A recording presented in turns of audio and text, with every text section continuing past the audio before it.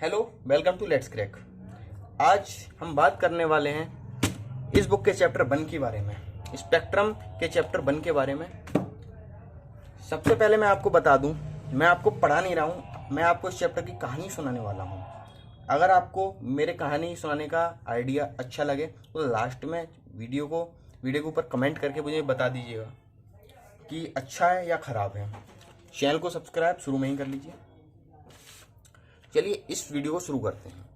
सबसे पहले मैं आपको एक बात बताता हूँ। पहले चैप्टर का नाम है advent of Europeans in India.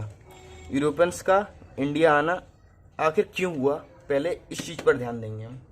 आखिर यूरोपियंस इंडिया आए क्यों, द यूरोपियंस इन इंडिया, क्यों इंडिया आए, क्यों the quest for discovery of a sea route to India, क्यों उन्हें सी रूट ढूंढना था इंडिया के लिए। तो इस पूरे चीज़ को डिस्कस करने के लिए आपको मैं एक कहानी सुनाऊंगा, 7th सेंचुरी की कहानी। 7वीं शताब्दी में आखिर ऐसा क्या हुआ कि यूरोपियंस को इंडिया आने की जरूरत पड़ गई, जिसकी वजह से अभी तक अंग्रेज इंडिया में रहे और हम लोग इतना सफ़र किए। कहानी को शुरू करते हैं। मैं आपको इस कहानी को बताने के लिए एक वर्ल्ड मैप का यूज़ करूँगा। इसमें मैं आपको सबसे पहले बताता हूँ इजिप्ट के बारे में। इजिप्ट इस जगह पे है, यह है रेड सी। इजिप्ट इस जगह पे है, ईरान इस जगह पे है, यानी कि पर्सिया, मॉडर्न डे ईरान। मैंने आपको ये दोनों देशों की लोकेशन क्यों बताई है। 7th सेंचुरी में क्या हुआ कि जो रोमन एम्पायर था, रोमन एम्पायर हम चलिए मार्क कर लेते हैं मोटा मोटा। ये जो जगह है ये पूरा रोमन एम्पायर की जगह है। इजिप्ट रोमन एम्पायर में आया करता था। जो रोमन एम्पायर था वो क्या हुआ, डिक्लाइन हो गया, और उसके जो इजिप्ट और पर्सिया थे वो अरब्स द्वारा एक्वायर कर लिए गए। अरब्स ने इजिप्ट को एक्वायर कर लिया।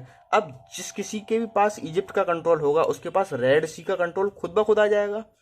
और जो यूरोपियंस थे वो इंडिया से ट्रेड किया करते थे रेड सी के द्वारा, यहाँ से सीधे चला करते थे इस बीच वाले रास्ते से, और ये यहाँ से डायरेक्ट ट्रेड कर लिया करते थे। अब ये जो ट्रेड किया करते थे, अब ये ट्रेड पूरी क्या हो गई, खत्म, टाटा बाय बाय। यहाँ से ट्रेड नहीं हो सकती। अगर आपको ट्रेड करनी है तो पहले अरब्स ने जो कंट्रोल यहाँ कर रखा है उनसे बात करनी पड़ेगी, आपको उनसे ही ट्रेड करना पड़ेगा। सीधा सीधा मतलब ये है।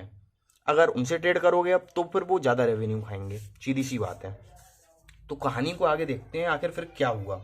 अब यूरोपियंस ऐसा क्या करेंगे जो उनको ज़्यादा रुपया ना देना पड़े। डायरेक्ट कॉन्टैक्ट क्या हो गया, डिक्लाइन हो गया। Now the Europeans had to deal with Arabs, उनको अरब्स के साथ डील करना पड़ता था। और Indian commodities like spices, calicoes, silk and various precious stones. देखिए हमारा जो इंडिया ऐसे ही सोने की चिड़िया थोड़ी बोला जाता है भाई। इंडिया में स्पाइसेस सबसे ज़्यादा थी। अंग्रेज अट्रैक्ट इन्हीं की वजह से ज़्यादातर हुए, क्योंकि भाई बाहर नॉनवेज ज़्यादा खाया जाता है और स्पाइसेस के बिना नॉनवेज कुछ नहीं है। ठीक है, calicoes, silk, various precious stones, India से ये सब चीज़ें ले जाया करते थे। That were in greatly demand. 1453 में ऐसा क्या हुआ, कॉन्स्टेंटिनोपल जो कि रोमन एम्पायर का राजधानी हुआ करता था, कैपिटल ऑफ रोमन एम्पायर हुआ करती थी, fell to Ottoman Turks. Ottoman Turks क्या है, इस्लामिक रूल्ड एम्पायर है जो कि उस्मान द्वारा एस्टेब्लिश किया गया था। उस्मान एक इस्लामिक रूलर था। तो चलिए आगे बढ़ते हैं कहानी में। आगे क्या दे रखा है। अब जो रेड सी का रूट था जो मैंने आपको बताया, ये जो रेड सी है वो किसके अंडर में आ गया। Now the Red Sea trade route was the state monopoly from which Islamic rulers earned tremendous revenues. अब ये जो इस्लामिक रूलर्स थे भाई वो बहुत कमाने लगे इस जो रेड सी के ऊपर राज्य करके। यूरोपियन से बहुत कमाया करते थे। अब जो लैंड रूट्स थे वो भी इनके द्वारा ही कंट्रोल किए जाने लगे। In these circumstances Europeans were keen to find a sea route to India. अब भाई यूरोपियंस को क्या चाहिए, सी रूट चाहिए। ये पूरा जो रीजन था वो advent of Europeans in India का रीजन था। मतलब यूरोपियंस इंडिया क्यों आए उसका रीजन यही था कि भाई उनको ज़्यादा रेवेन्यू देना पड़ता था बीच में। अब कैसे सी रूट फाइंड करेंगे वो कहानी चलने वाली है, दूसरा फेज है ये कहानी का। चलिए आगे बढ़ते हैं। North Europeans were ready to get aid to Portugal, यानी कि एड मीन्स क्या होता है, हेल्प। जो नॉर्थ यूरोपियंस थे वो पुर्तगाल और स्पेन की हेल्प करने को तैयार थे। ये जो जगह आप देख रहे हो ना, यह है पुर्तगाल, इसके बाद वाली जगह है स्पेन। ये जो मेन कंट्रीज थी वो भाई बहुत आगे बढ़ गई। अब इनकी हेल्प करने के लिए तैयार थे सारे नॉर्थ यूरोपियंस। क्यों हेल्प करेंगे? क्योंकि यही आगे जाकर हमको इंडिया तक, मतलब इनको जो यूरोपियंस को इंडिया तक पहुंचाएंगे, इंडिया से जोड़ेंगे। कैसे? अब देखिए कैसे हेल्प करेंगे। Money, man, ships and also technical knowledge. आप एक बात याद रखिए, जो शिप बिल्डिंग में यूरोपियंस क्या थे? बहुत आगे थे। शिप बिल्डिंग में तो यूरोपियंस बहुत ज़्यादा आगे थे, उनका बहुत मजबूत था ये area. Portugal and had assumed leadership of Christendom. Christians versus Islam होने वाला है। Finding an ocean route to India had become an obsession for prince Henry. Prince Henry पुर्तगाल का प्रिंस था, वो बहुत ऑब्सेस्ड था कि उसे इंडिया तक सी रूट फाइंड करना ही है। अब इसीलिए उसको नेविगेटर की उपाधि दी गई, पर उसका ये सपना होने से पहले ही वो चल बसा। Prince Henry died before his dream became reality. अब देखिए, अब ये जो 2 साल हैं, जो आने वाले 2 साल हैं 1497 और 1498, वो बहुत इंपॉर्टेंट साल है। पहले हम पढ़ेंगे 1497 के बारे में, क्या हुआ था। अंडर द ट्रीटी ऑफ टोर्डेसलास 1494 में एक ट्रीटी हुई। उसके बेसिस पे rulers of Portugal and Spain had divided the non Christian world into 2 parts with an imaginary line in the Atlantic. Non Christian world को स्पेन और पुर्तगाल के रूलर्स ने 2 भाग में विभाजित कर दिया। इधर वाला जो भाग था वो पुर्तगाल के हिस्से में आया, इधर वाला स्पेन के हिस्से में आया। इधर से ट्रेड पुर्तगाल करेगा, इधर से ट्रेड स्पेन करेगा। अब हमें इधर से मतलब है क्योंकि हमारा इंडिया इधर है, जो could claim and occupy everything in the east of the line. Line के ईस्ट में हम लोग थे इंडिया, जो पुर्तगाल क्लेम कर सकता है, और वेस्ट में स्पेन क्लेम कर सकता है। हमेशा याद रखिए ये लाइन जो है वो इमेजिनरी लाइन है, उन्होंने कोई वर्ल्ड पे लाइन खींच नहीं सकते। ठीक है, वर्ल्ड पे जितनी भी लाइनें खींची गई हैं, हॉरिजॉन्टल वर्टिकल जितनी भी लाइन है, वो सब इमेजिनरी हैं। 1487 में क्या हुआ था? Bartholomew Dias rounded the Cape of Good Hope in Africa. जो बार्थोलोम्यू डियास थे वो पुर्तगाल से चले, और ये चले चले चले चले चले और यहाँ से आ गए भैया, पहुँच गए ईस्टर्न कोस्ट ऑफ अफ्रीका। भैया वो ये समझे कि हम इंडिया पहुँच गए। ये जो जगह है वो बोली जाती है केप ऑफ गुड होप।